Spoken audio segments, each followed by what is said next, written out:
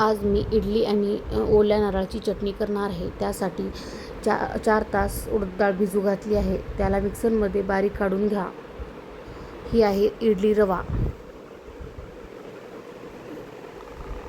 एका पातेल्यामध्ये इडली रवा टाका. अशा प्रकारे टाकून घ्या आणि त्यानंतर थोडं थोडं पाणी घाला आणि मिक्स करून घ्या. त्यानंतर आपण मिक्सरमध्ये काढलेली उडीद डाळ टाका. अशा प्रकारे होऊ द्या.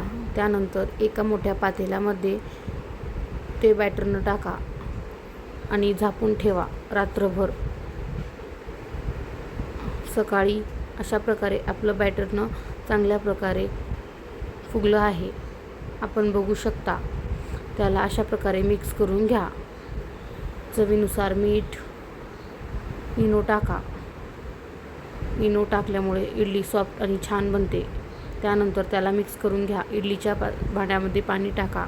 पात्राला तेल लावून घ्या. अशा प्रकारे हलवून इडली पात्र भरून घ्या.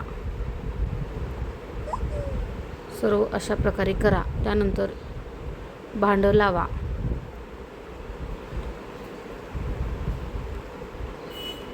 टोपण लावा. कमी गॅसवर ठेवा. 5 मिनिट राहू द्या.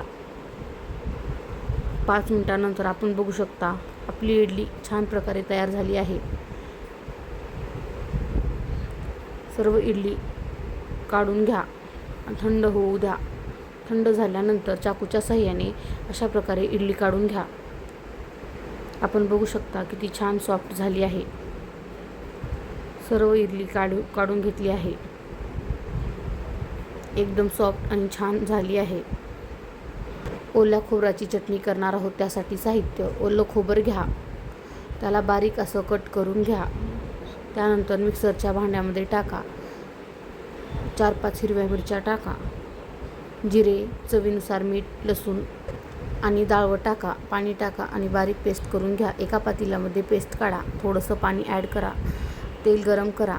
जिरे, 2 लाल मिरच्या, थोडीशी हिंग टाका आणि तडका मारून घ्या. आपण बघू शकता आपली ओल्या खोबऱ्याची चटणी तयार आहे आणि इडली आणि चटणी आपली तयार आहे. मी केलेली इडली आणि ओल्या नारळाची चटणी आवडली असेल तर चॅनलला सबस्क्राईब करा. इडली रव्याची इडली एकदम भारी होते. तुम्ही एकदा नक्की करून बघा. इडली चटणी तयार आहे.